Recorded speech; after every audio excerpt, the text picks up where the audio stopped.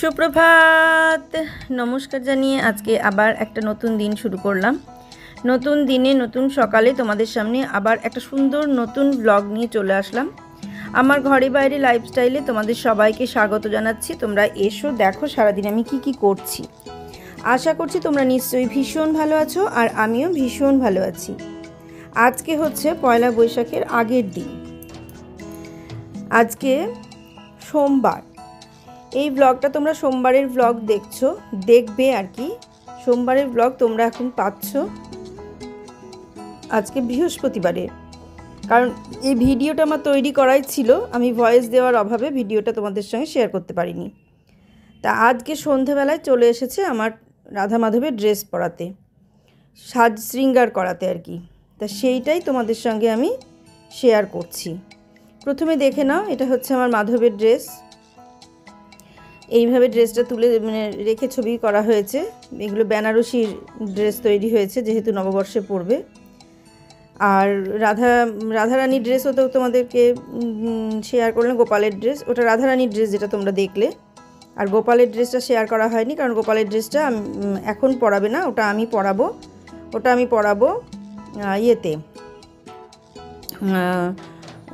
কি বলে, আমি আগামী দিনই গোপালকে স্নান করাবো, গোপাল বাবাজিকে স্নান করিয়ে পরাবো। আর এখন একে একে ড্রেসগুলো সমস্ত খোলা হচ্ছে, সব কিছু খুলে নিয়ে তারপরে আবার নতুন করে পরানো হবে। তা তোমাদের সঙ্গে পুরোটা শেয়ার তো করা যাবে না, চেঞ্জ সময়টা আমি শেয়ার করব না। এখন চুলটা আস্তে আস্তে রাধারানীর চুলটা খুলে নিল, আর আমি শেয়ার করতে পারবো না, আমার ভালো লাগছে না দেখতে, কেমন লাগছে, মনটা খারাপ হয়ে যাচ্ছে। যেই চুলটা খুলে নিয়েছে আমার মনটা খারাপ হয়ে গেছে। আমি এরপরে পুরো ড্রেসটা পরানো হয়ে যাক, তারপরে আবার তোমাদের সঙ্গে শেয়ার করছি। রাধারানীকে এখন নিচে নামিয়ে নেবে, মাধবকেও নিচে নামাবে, দুজনকেই নিচে নামিয়ে নিয়েই ড্রেস পরানো হবে, তারপরে আবার তুলে দেবে। কারণটা হচ্ছে নিচে না নামালে শাড়িটা পরানো একটু অসুবিধা হবে। একটু লাইটের গন্ডগোল হচ্ছে, লাইটটা কোনো সময় মানে অন্ধকার হয়ে যাচ্ছে, কোনো সময় আলো হচ্ছে, এই জন্য একটুখানি অসুবিধা হচ্ছে। তো নিচে নামিয়ে নিলে সেই অসুবিধাটা হবে না। তা দেখতে থাকো কেমনভাবে পুরো ড্রেসটাকে চেঞ্জ করা হয়।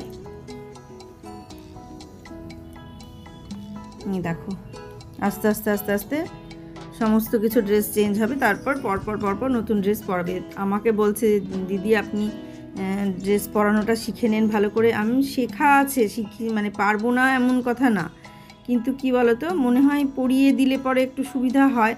ওরা যতটা সুন্দর করে পড়াতে পারবে ততটা, মানে আমি অতটা সুন্দর করে পড়াতে পারবো কি না, পারবো, চেষ্টা করলে পারবো। আসলে অনেক বড় ঠাকুর তো, এত বড় ঠাকুরকে তো আমি কখনো পড়াইনি। আমার তো রাধাকৃষ্ণ দেখেছো, কত ছোট ছোট পিতলের রাধাকৃষ্ণ ছিল, সেই পিতলের রাধাকৃষ্ণকে আমি সাজিয়েছি। আজকেও মানে নববর্ষেও আমি সাজাবো, পয়লা বৈশাখের দিনও আমি সাজাবো, কিন্তু তবুও মানে না করলে হবে না, সেই কারণে আর কি নামিয়ে নিয়ে তারপরে সাজাতে হবে। এই যে নামিয়ে নিয়েছে, আর মানে ড্রেস পরানো হয়ে গেছে, নিচের ঘাগরা পরানো, উপরের মানে শাড়ি করেই ঘাগরাটা করেছে, লেহেঙ্গা টাইপের হয়েছে আর কি। এটা ঠিক শাড়ি নয়, এটা লেহেঙ্গা হয়েছে, মানে পুরোটাতে কুচি হয়েছে। আর ব্লাউজটা একটু ঢিল হয়েছিল, ঢিল হয়েছে একদিকে ভালো হয়েছে, টাইট হলে পরানো যায় না, একটু ঢিল হয়েছিল, সেটা পিন লাগিয়ে সমস্ত ঠিক করে দিয়েছে। তা এই হলো ব্যাপার। আর এরপরে মানে এই দেখো পিন লাগিয়ে সব সেট করে দিচ্ছে। এবার এইটাকে মানে পুরো নিচ দিয়ে ঘুরিয়ে নিয়ে গিয়ে মাথার ওপর ঘুমটা দেবে বলেছিল। তা আমি বললাম যে না, ঘুমটা দিতে হবে না, কারণ ঘুমটা দিতে গেলে চুলটা আগে খোপা করতে হতো, অল্প কিছু চুল এক সাইডে দিতে হতো বা খোপা করতে হতো, এরকম করতে হতো। তা কোনোটাই যখন করা হয়নি, তা আমি বললাম যে মানে ভুলে খেয়াল ছিল না আর কি, ওটা যে করে সাজাতে আর যা গরম পড়ছে খেয়াল ছিল না। তারপরে বাড়ি যাবে, রাত হয়ে গেছে, অনেকটা ঝড় উঠে গেছে, মানে সব রকম টেনশানে ঘুমটা দেওয়ার কথাটা খেয়ালই ছিল না। তারপরে আবার আমি বললাম যখন, তখন মনে পড়লো আপনি তো এতক্ষণে বললেন, আর আমার মনে পড়লো, আমার তো খেয়ালই ছিল না, আপনি তাও মনে করে বললেন। তাই বলছে হ্যাঁ আমি মনে করে তাও বললাম। তো এই পর্যন্তই হলো কথা। তারপরে মানে আর ড্রেসের কথা আর বলা হয়নি, মানে আর ওটা তুলে দেওয়া হলো না। বললাম তুমি ওড়নাই দিয়ে দাও, কারণ ওটা দিতে হবে না। তাই সেই কারণে সেইভাবেই দেয়া হলো। আর এরপরে একটা ইচ্ছা আছে, শাড়ি নেব। আর জন্মাষ্টমীতেও এরকম লেহেঙ্গারই ইচ্ছা আছে, কারণ লেহেঙ্গাটা খুব সুন্দর লাগছে দেখতে। অন্য কালার নেব, কারণ একই কালার বারবার ভালো লাগবে না। বললো যে আপনি যদি ছিট কিনে দেন বা শাড়ি কিনে দেন তাহলে আপনার পছন্দ মতো হবে, আর আমরা শাড়ি কিনতে গেলে বারবার আপনাকে বলতে হচ্ছে, দেখাতে হয়, তারপরে নিতে হয়, তো এরকম একটা ব্যাপার থাকে। তো সেই কারণে আমি বললাম ঠিক আছে, যেভাবে তোমাদের সুবিধা হয় তোমরা সেভাবে পরিয়ে দাও, করে দাও, আমি পরের বার নিজেই কিনে নেব।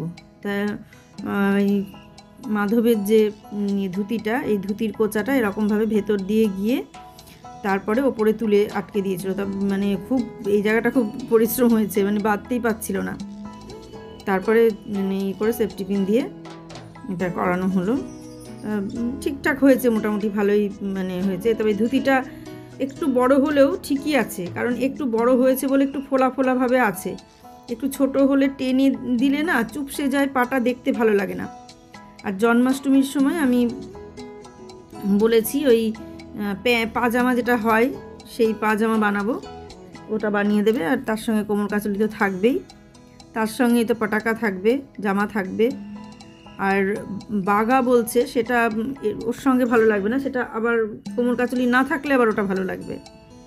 তা এরকম সবই মানে সব সিস্টেমই সব কিছু হবে। আর এই দেখো একে একে সমস্ত কিছু পরানো হয়ে গেল। এই যে বিষ্ণুর মাজার কোমরবন্ধনী দিচ্ছে। তবে কোমরবন্ধনীটা খুলতে হয়েছিল, কারণ এখানে কি যেন একটা দেয়া ছিল, সেই কারণে ওই পটাকাটা দেওয়ার সময় কিছু একটা দেওয়ার সময় কোমরবন্ধনীটা খুলতে হয়েছিল।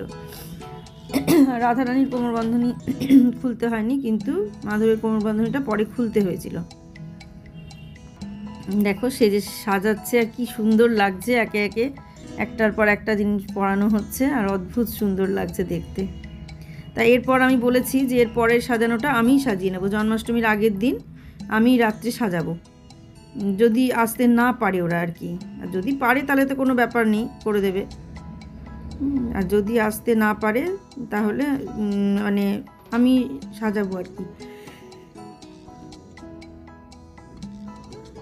এরকম একটা মানে কথা হয়ে আছে। তবে এবারকার শাড়িটা আমি কিনে দেবো, জন্মাষ্টমীতে যেটা কিনবো সেটা আমি কিনে দেবো। একটা হোক দুটো হোক কিনবো, কিনে দুটো তিনটে ড্রেস একবারে বানিয়ে আমি রেখে দেবো। কারণ ওই বারবার ড্রেস তৈরি করা এ করা ঝামেলা, মানে ওই জন্য একবারে দু তিনটে ড্রেস কিনে, মানে শাড়ি কিনে বা দু তিন রকমের শাড়ি কিনে, একই শাড়ি কিনবো না, আরও অন্য অন্য শাড়ি কিনবো, কিনে অন্য অন্য কালারের অন্য অন্য ডিজাইনের শাড়ি কিনে করিয়ে নেব। এই যে রাধারানীর এটা তুলেছিল, কিন্তু মাথায় দেওয়ার কথাটা আর আমাদের মাথায় ছিল না, কারোরই মাথায় ছিল না, ওরও মাথায় ছিল না, আমার তো ছিলই না। এই যে এইভাবে ঘুরিয়ে তুলে দিল, তারপরে এটাকে এখানে নামিয়ে দিল। কিন্তু ওই মাথায় ঘোমটাটা দিলে আরও বেশি ভালো লাগতো ওটা দিয়ে। যাক, যেটা যেভাবে হয়েছে হোক। আর এর পরেরটা একটা জামদানি কিনে দেবো আমি, দিয়ে সেই জামদানির শাড়ি বানিয়ে দিতে বলবো, কারণ এখন থেকে জন্মাষ্টমী অনেক দেরি, রথে তো একটা কিছু লাগবে। তা রথেরটা মানে রথে ওই জামদানি মতোই আর কি নেবো, কারণ গরম অতিরিক্ত, জন্মাষ্টমীতেও গরম, কিন্তু তবুও একটু জন্মাষ্টমীতে গর্জিয়াস না হলে ভালো লাগবে না, সেই জন্য জন্মাষ্টমীটা গর্জিয়াসই নেব। আর রাধা অষ্টমীতে আবার দেখা যাবে। আর রথে একটা ড্রেস নেব, রথেরটা একটু হালকা ড্রেস নেব, সবসময় এত মানে গরম ড্রেস ভালো লাগবে না। আর রথের সময় হালকা পাতলা সব গয়না কিনবো, হালকা পাতলা গয়না কিনে পরাবো। সেও কিনে নিয়ে আসবো, গড়ানহাটা থেকে হালকা হালকা গয়না কিনে নিয়ে আসবো, নিয়ে এসে হালকা হালকা গয়না পরিয়ে দেবো। মানে জামদানির সঙ্গেও এরকম ধরনের সোনার গহনাই ভালো যাবে আর কি। আর না হলে পুঁথি বা স্টোন এইসব টাইপের কিনতে হবে। পুঁথি কিনতে গেলেও আমাকে মানে সেইভাবে মাপ নিয়ে গিয়েই কিনতে হবে। দেখো, আর ওটা শাড়ি করিয়ে নেবো, জামদানি দিয়ে যেটা দেবো আমি সেটা শাড়ি করিয়ে নেবো। রাধারানীর শাড়ি তো হয়নি, এবার রথের সময় শাড়ি পরিয়ে দেবো। এরকম মোটামুটি মানে সব কিছু হয়ে আছে। আর এই দেখো তোমাদের সঙ্গে কথা বলছি আর একটা করে গয়না পরাচ্ছে, কোমর বন্ধনীটা পরিয়ে দিল। শাড়িটা কি দারুণ করে পরিয়েছে, লেহেঙ্গাটা দেখেছো কি দারুণ করে পরিয়েছে। তবে লেহেঙ্গা তো মাথায় ঘোমটা এটা দিয়ে না দিয়েছে ভালোই হয়েছে, কারণটা হচ্ছে মানে লেহেঙ্গার এত ঘোমটা দেওয়ার দরকারও নেই।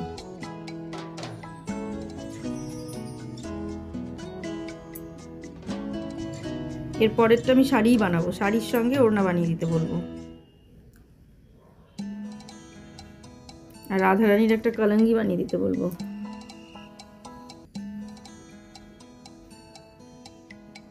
যেটা পরানো হচ্ছে, সীতাহারটা পরানো হলো, নেকলেস পরানো হয়ে গেছে, এবার সীতাহারটা পরিয়ে দিচ্ছে। দেখো পরপর পরপর গয়নাগুলো সমস্ত পরিয়ে দিচ্ছে।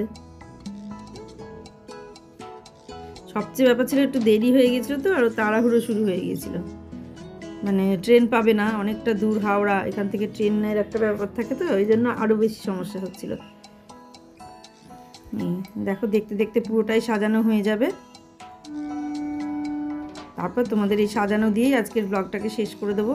আর মালাটা একটু ঘুরে গিয়েছিল, পরে আবার আমি মুখটা খুলে মালাটাকে ঠিক করে নিলাম। চুলটা না পরালে সাজটা ঠিক পুরো সম্পূর্ণ হয় না। চুলটা লাগানো হলো, এইবার সাজটা সম্পূর্ণ হলো।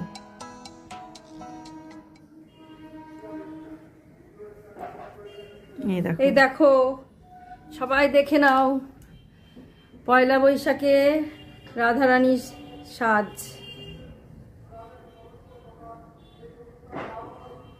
দারুণ দারুণ হয়েছে সাজানো।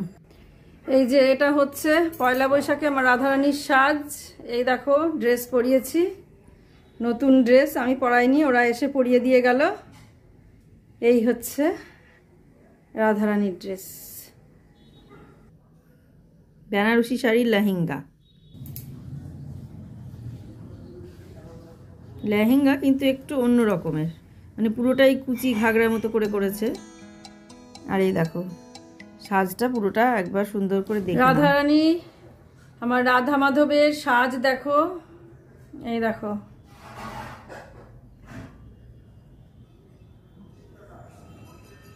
দেখেছো? আর বাইরে কিরকম আওয়াজ হচ্ছে, কোনো কথাই বলা যাচ্ছে না। নিচে বসে ভিডিওটা করেছি তো, মুখটা ওরকম দেখা যাচ্ছে। উঠে দাঁড়িয়ে যদি সোজাসুজি করতাম ভিডিওটা তাহলে ভালো দেখা যেত। সাজানো হয়ে গেল। আজকের মতো আমি ব্লগটা এখানেই শেষ করে দেব। তোমাদের কেমন লাগলো, পুরো সাজটা তোমাদের কেমন লেগেছে সেটা তোমরা জানাবে। আমার তো ভালোই লাগছে, খুবই ভালো লাগছে।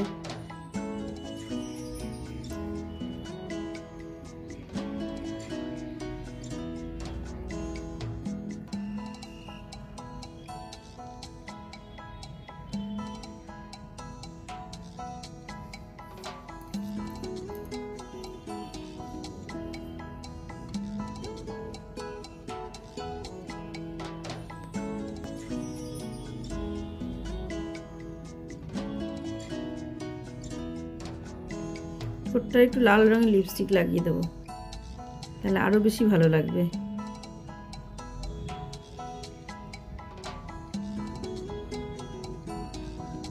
দারুণ লাগছে। দেখো পায়ে দুটো ইয়ে পরিয়ে দিয়েছি,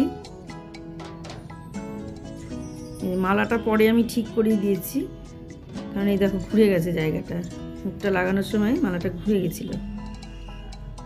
আর হাতে দুটো আঙুলে আংটি পরিয়ে দিয়েছি, আংটি দুটো কেমন লাগছে।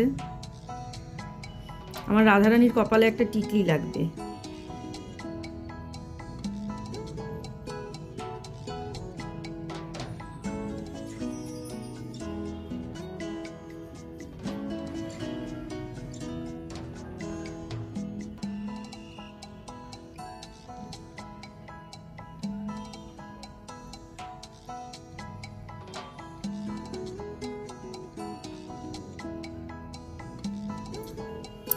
আজকের মতো তাহলে ব্লগটা এখানেই শেষ করে দিচ্ছি। সবাই ভালো থেকো, সুস্থ থেকো, সাবধানে থেকো। সামনের দিন একটা সুন্দর নতুন ব্লগ দেখার অপেক্ষায় থাকো। আজকে আসছি তাহলে।